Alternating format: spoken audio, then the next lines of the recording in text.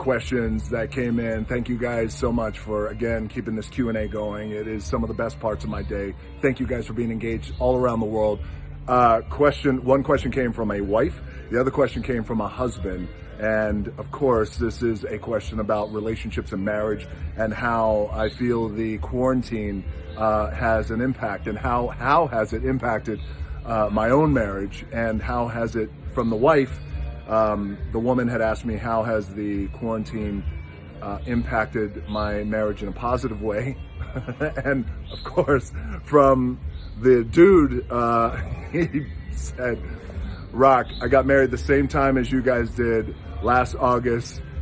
How do I keep this shit going? This quarantine is killing me. I need help.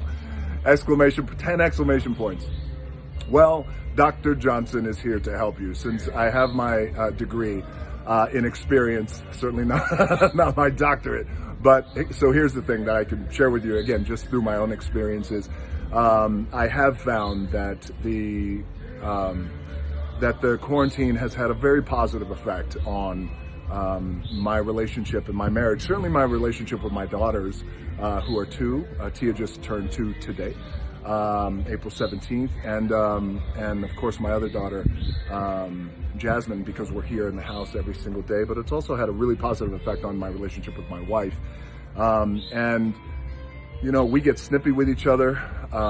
We argue. I mean, I gotta be honest with you, you know, when this thing first started, the first 2 weeks of quarantine for me, I was really wobbly at times, and I was trying to get my shit together and try and understand it, because I was just also trying to think 10 steps ahead. What does the future look like? What is the new normal gonna look like when I go back? Work, school, my household, you know, so there's a lot of shit that we're all thinking about. Husbands, wives, you name it. We're all thinking about this. So it's a lot of pressure. And I have found that with my wife, you know, so the first couple of weeks I was a little wobbly, and I found myself consistently apologizing to Lauren about every other day. Hey, I'm sorry. This is not my best week. This is not my best week. This is not my best day. Thank you for being patient with me. So we get snippy with each other. But I have also seen that through our snippiness and through, you know, our arguments that may just happen just like that, go from 0 to 10 very quickly, we also really make sure that we still try to stay aware as a husband and wife. And this goes for husband and wife, boyfriend, girlfriend, best friends, whoever you're locked down with.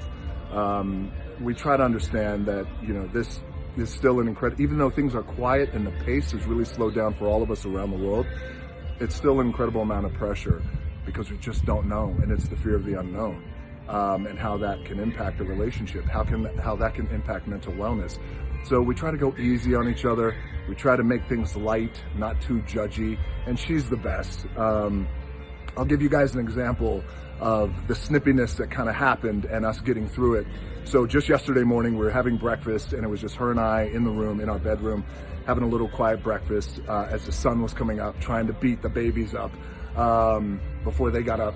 And she said something, I said something, and then I can't remember what it was. It was something stupid that I interpreted that way.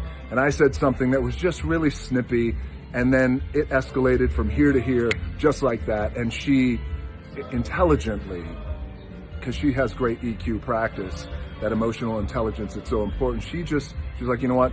I'm gonna walk away. She takes her breakfast and she goes in the bathroom. And I'm just left there in the chair, and I'm kind of stewing, and I'm thinking to myself, well, see, you ruined it today, didn't you? You could have had a great day. So, of course, that was my ego talking. And about 15 minutes later, I go in the bathroom, and I'm intent with not saying a word.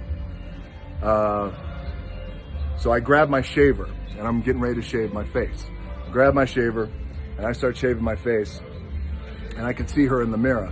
And the moment I start shaving my face, she's eating, and she goes, oh, by the way, I used that shaver to shave the dog's balls last night. Now, but wait, I didn't crack, right? I still stayed in it. I no-sold it. I'm just shaving. I said, is that right? She goes, yeah. She takes another bite of her breakfast, and I said, well, that's funny, because I had the dog shit in your breakfast this morning.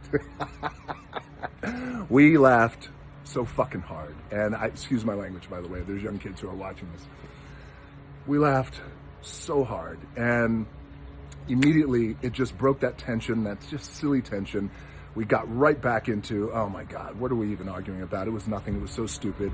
We're getting through this thing. We're getting through the quarantine. Come on, we could do this, and we're better than this. And, you know, she came up to me, she gave me a big hug, and she goes, hey, look, she goes, I'm sorry. We just went through that silly shit. And I said, me too. And I said, but hey, and I grabbed her by the shoulders, like really earnest. And I looked her deep in the eyes, and I said, hey, I said, you're not wrong. And she kind of looked at me, and I said, no. I said, you're not wrong.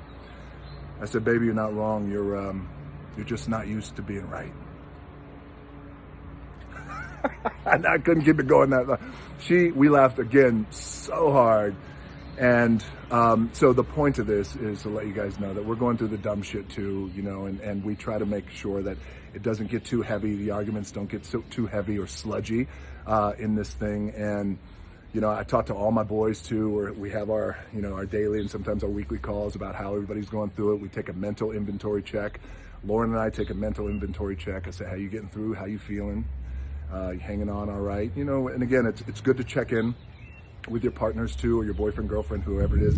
And also what I have found, what works for us, and I'll share this with you, is now's the time to really try and do your best to communicate and articulate your feelings as best you can. And even if you're not a good communicator, and at one time, I was the shits at communicating many moons ago, but I got a lot better at it. Because there's real power and value in communicating, especially being really direct with your feelings. Now's the time to do that.